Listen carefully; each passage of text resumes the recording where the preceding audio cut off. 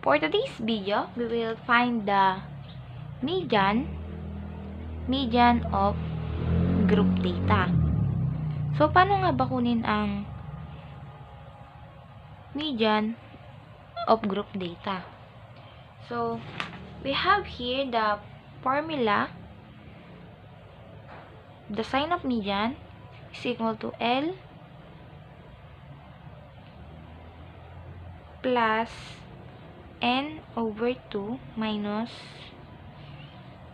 cumulative frequency before over FM or the frequency midpoint times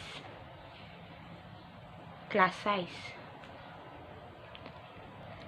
So, we have here the table, the scores, the 91 to 100, 81 to 90, and so on and so forth. And the next column, we have the frequency, which is 2, 8, 3, 2, and 5. To compute the median, kailangan muna nating buuin yung mga table para makuha natin kung ano mga kailangan. To get the class mark or the X, we have here the formula, which is the upper interval plus lower interval divided by 2.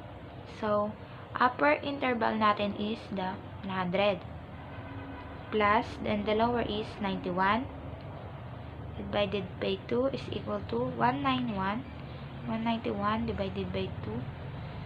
So, we have 95.5. So, ang class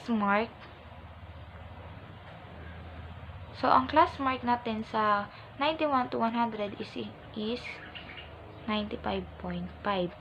So, same lang procedure lang din sa mga iba para makuha ang class mark. So, 81 plus 90 divided by 2 is equal to 85.5.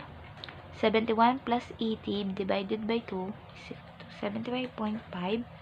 61 plus 70 divided by 2 is equal to 65.5. And the last one is 51 plus 60 divided by 2 is equal to 55.5. So, kailangan muna natin i-total tong frequency para magkaroon tayo ng N or the number kung ano man yun, kung students ba, ganun. So, 2 plus 8 is equal to 10 plus 3, 13 plus 2, 15 plus 5 is equal to 20. So, meron na tayong N na 20 or number of cases. To get the cumulative frequency, kailangan lang natin pag-add din lahat ng nasa frequency, pero lagi nyong tatandaan na lagi kayong mag-uumpisa sa mababa or sa lowest interval nyo. So, nandito yung lowest interval natin, which is 51. So, dito tayo mag-umpisa sa baba. So, 5 plus 2, 7, plus 3, 10, plus 8, 18, plus 2 is equal to 20. So, meron na tayong cumulative frequency. Para malaman natin kung nasaan ang ating median class, kailangan lang natin i-divide yung N natin sa 2. So, 20 divided by 2 is equal to 10. 10th position. Hanapin lang natin kung nasaan yung 10th position to get the median class.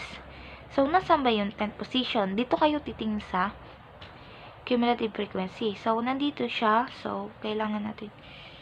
So, ito yung ating median class. Pero, hindi pa to ang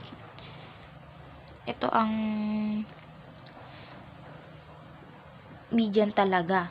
So, dito lang tayo titingin. So, we have na N over 2 is equal to 10. So, meron na tayo. To get the lower boundaries of class interval, kailangan lang natin mag-minus ng 0.5 kung nasaan ang ating median class. Sa mababa tayo magma-minus. So, 71 minus 0.5 is equal to 70.5. So, meron na tayong ganito. So, to get the cumulative frequency before, so, dito tayo titingin sa baba kasi before, 7. Lagi niyong tatandaan ang cumulative frequency before, hindi dapat siya mas mataas sa may ating median class. Kasi magne-negative yon. Okay? And next is the frequency.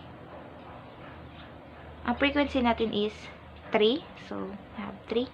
And the class size is, to get the class size naman, we have here the solution, which is class size is equal to upper interval minus lower interval plus 1. So, we have here 100 minus 91 plus 1 is equal to 9 plus 1 is equal to 10. So, ang class size natin is 10. Okay, so, kompleto na siya, kaya pwede na natin gawin itong solution na to. So, we have the formula, L. So, dito na lang natin siya ilagay. Ano ang L natin is 70.5 plus, yung N2 natin is, yung N over 2 natin is 10. 10 minus 7 divided by 3 times 10. So, 70.5 plus 0.5 plus, so, 10 minus 7 is equal to 3 over 3. 10. So, 3 divided by 3 is 10. So, 70.5. 3 divided by 3 is 1. 1 times 10 is 10. So, 70.5 plus 10 is equal to 80.5. So, ito na ang ating median. I hope you learned from this video, and kung may mga tanong pa kayo, leave it in the comment section, and thank you for watching. Please like this video. Yun lang. Salamat.